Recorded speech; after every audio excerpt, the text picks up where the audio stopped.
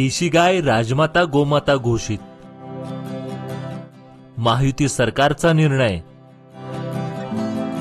पशुपालकांना प्रतिगाय 50 रुपये अनुदान। प्रत्येक जिल्ह्यात गोशाळा पडताळणी समिती।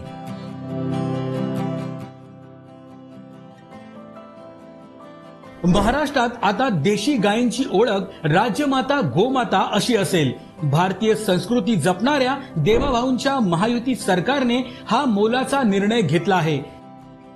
या संबंधीचा शासकीय अध्यादेश नुकताच जारी करण्यात आला आहे। महाराष्ट्रात देशी गायींच्या संख्येत वाढ करून त्यांचं संवर्धन करण्याच्या दृष्टीने देशी गायींच्या पालन पोषणासाठी पशुपालकांना प्रेरित करण्यासाठी हा महत्त्वाचा निर्णय घेण्यात आला आहे। राज्यात देशी गायींच्या संवर्धनासाठी प्रति गाय प्रतिदिन 50 रुपये अनुदान देण्यात येईल।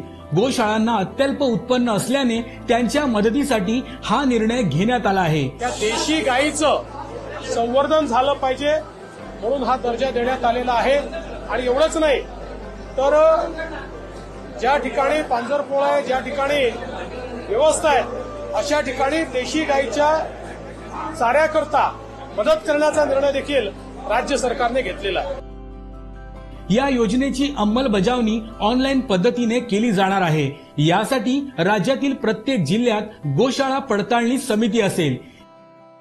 या निर्णयामुळे गोमातेचं रक्षण होणार आहे।